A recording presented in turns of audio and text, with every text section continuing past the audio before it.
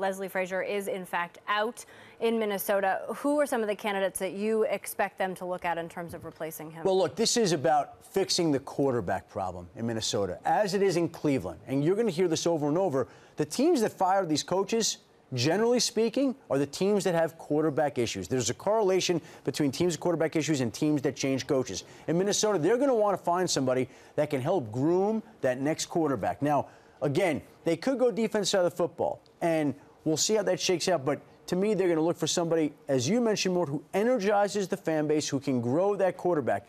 There's a list of coaches out there right now that would fit into that category. There are a lot of different ways they could go with this. Yeah, listen, I have a list of 15 or 20 guys, so it's very difficult to identify. But I think they go offensive side. A guy like Jay Gruden, the Bengals offensive coordinator, has been mentioned in a number of places. Darrell Bevel, who used to coach in Minnesota, and now the Seattle Seahawks offensive coordinator, but they're going to be in the playoffs for a while.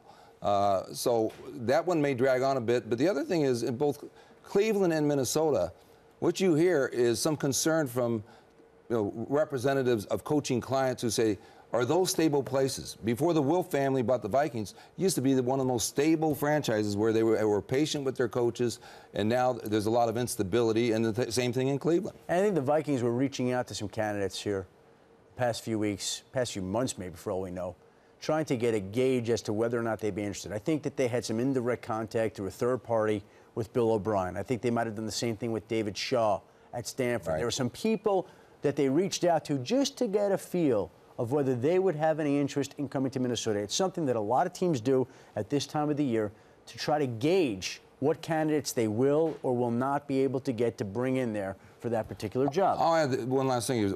With Leslie Frazier now fired, we have now eliminated another minority coach in this league. We're down to 2.